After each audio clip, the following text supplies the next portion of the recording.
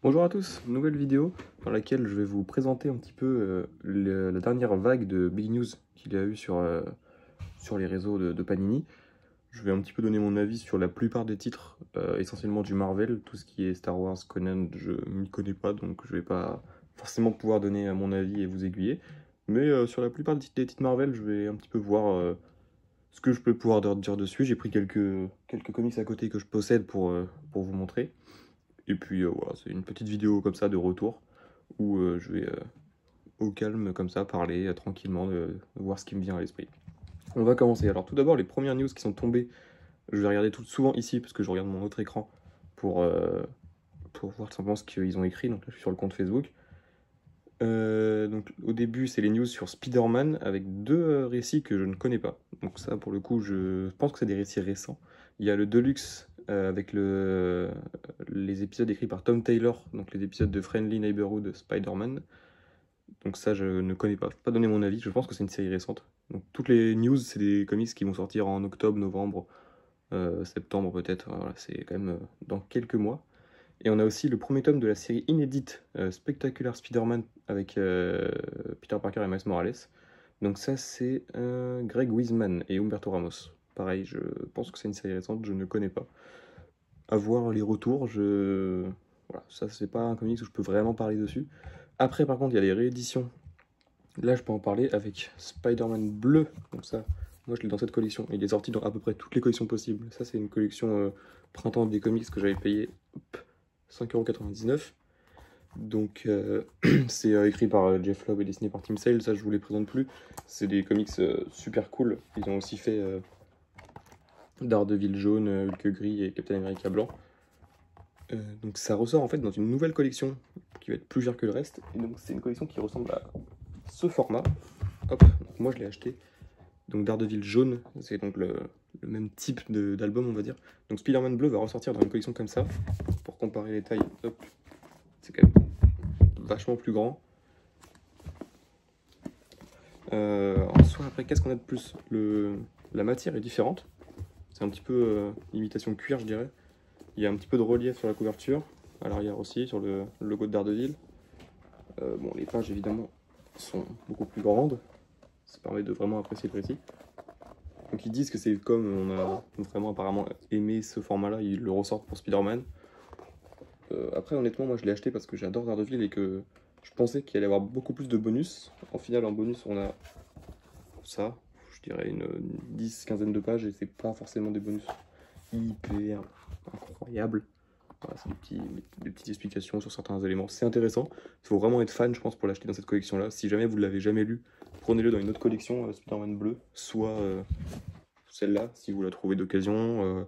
C'est en Mustave aussi, ça doit être dans d'autres collections, je pense, assez facilement trouvable. Mais c'est un super récit, par contre, qui revisite un petit peu les premiers épisodes de Spider-Man avec Gwen Stacy, etc. C'est un récit qui est plutôt cool. Ensuite, au niveau des intégrales Spider-Man, c'est donc l'année, attention, je suis perdu, 1989-1990, donc en décembre, avec les épisodes 320 à 328 et aussi Web of Spider-Man, je suppose, ils l'ont pas marqué, 59-61 et Spectacular 158-160.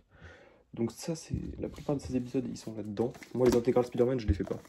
J'ai acheté cet omnibus il y a quelques mois. Je l'ai toujours pas lu pour être honnête. C'est comme c'est des vieux épisodes, j'ai le temps. Mais ça me hype, j'ai envie de le lire.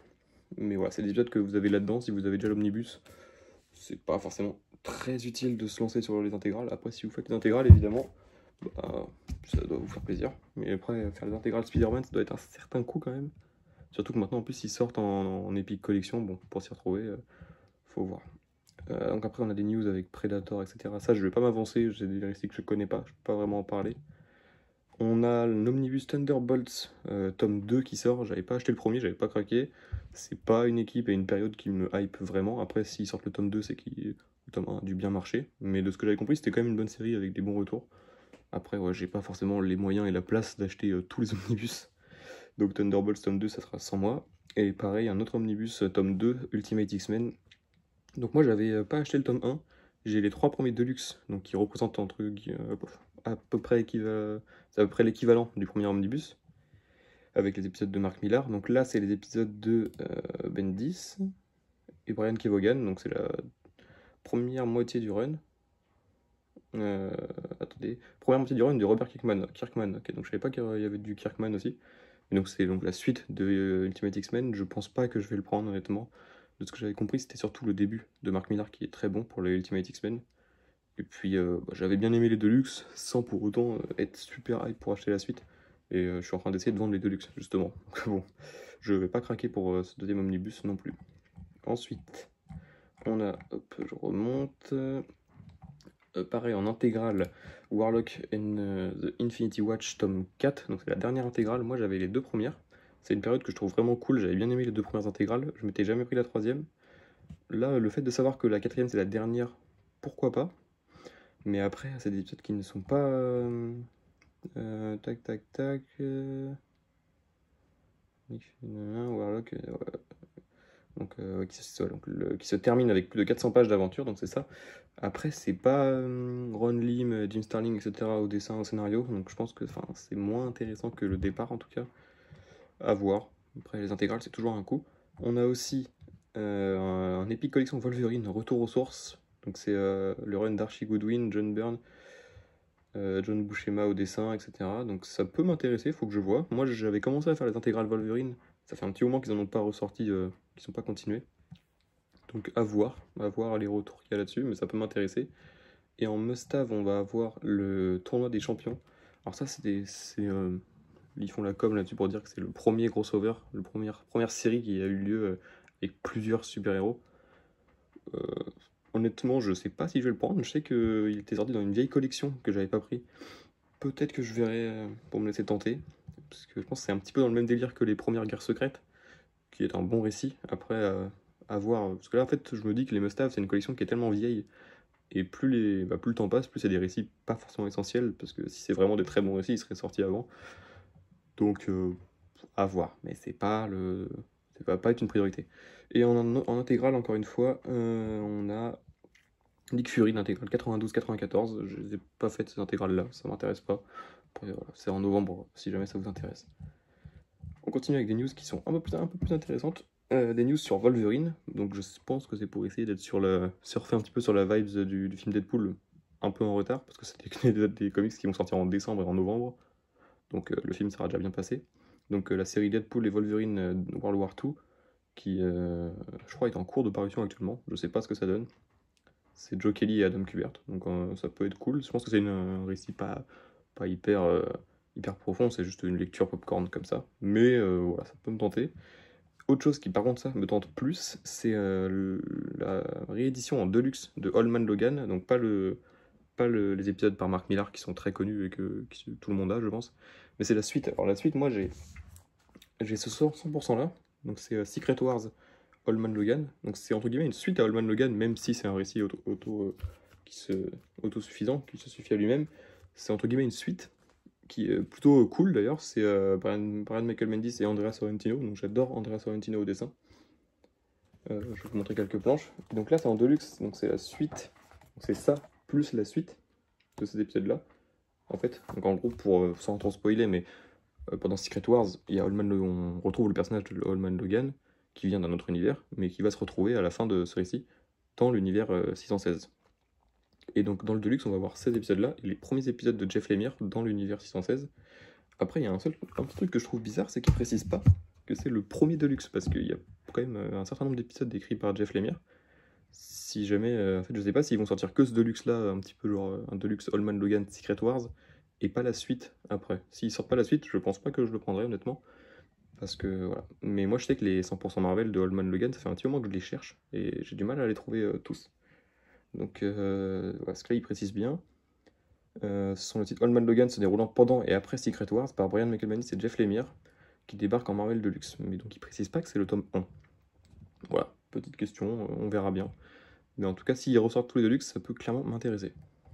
On continue avec encore du Wolverine. On a la réédition des omnibus. Donc là, il précise bien le premier omnibus, c'est qu'il y en aura plusieurs, de Wolverine par Jason Aaron.